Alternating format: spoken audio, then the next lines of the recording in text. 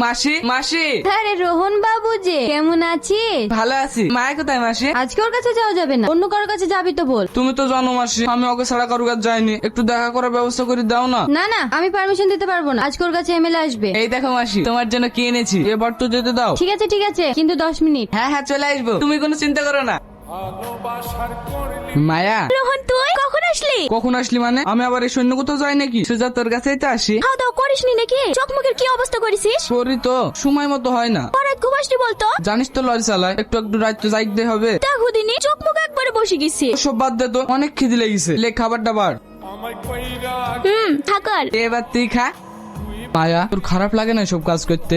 কি করবো বল, কাজ না করলে কি পেট চলবে? চলবে, ঠিক চলবে। তুই শুধু এসব ছেড়ে দিয়ে আমার হাত ধর, আমি তোকে রানী করে রাখবো। এই কথাগুলো গল্পে শুনতে ভালো লাগে রে, বাস্তবে হয় না। কেন হবে না? আমি তোকে বিয়ে করে তোর সাথে সংসার করতে চাই। আমার মতো মেয়ের সঙ্গে তুই সংসার করবি? হ্যাঁ করবো, আমি তো আগেও বলেছি তোকে আমি ভালোবাসি। ভালো তো আমিও তোকে বাসি রে, কিন্তু তোর জীবনটা কিভাবে নষ্ট করব বল? স্বপ্ন তো আমিও দেখি, আমার একটা সোনার সংসার হবে, খুব করে একজনকে ভালোবাসবো, সেও আমাকে ভালোবাসবে, আমাদের বাচ্চা কাচ্চা হবে। কিন্তু এগুলো সম্ভব না। আমার মতো কলঙ্কিনীর সাথে নিজের জীবনটা জড়িয়ে নিজের জীবনটা নষ্ট করিসনি। একদম উল্টো পাল্টা বকবি না। মানুষ তো পেটের দিয়ে সব করতে বাধ্য। তোর ভাগ্য তোকে এখানে এনেছে, তুই তো ইচ্ছা করে আসিসনি। তাই বলি তুই আমার মতো কলঙ্কিনীকে আপন করে নিবি? হ্যাঁ করবো, আমি তোকে ভালোবাসি। না রে, এটা কোনোদিনই সম্ভব না রে। ওরা আমাকে কিনে রেখেছে, ওরা আমাকে কোনোদিন এখান থেকে যেতে দেবে না। যাই হোক, আমি তোকে এখান থেকে নিয়ে যাবো। কেন বুঝছিস না? আমাকে নিয়ে যেতে হলে অনেক টাকা লাগবে। যত টাকা লাগে দেবো, কিন্তু তাও আমি তোকে এই নরকে থাকতে দেবো না।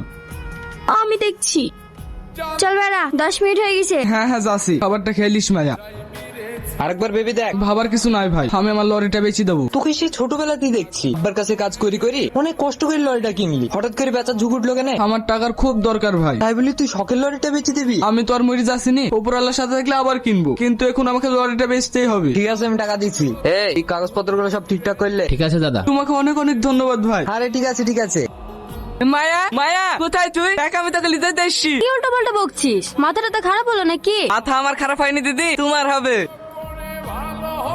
এই লাও। এত টাকা? হ্যাঁ দিদি, আমি মাইকে লিজাইতে এসছি, তোমার যা টাকা লাগবে সব এখানে আছে। কিন্তু আবার কিন্তু কিসে? ঠিক আছে, আমার তো টাকা পেলে হলো। জামায়া তোর নাগরের সাথে অ্যাশ কর।